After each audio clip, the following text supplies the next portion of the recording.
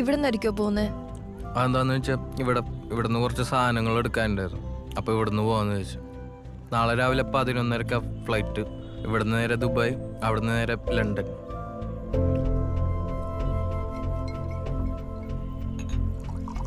എൻ്റെ കുറച്ച് ഫ്രണ്ട്സ് ഉണ്ട് UK.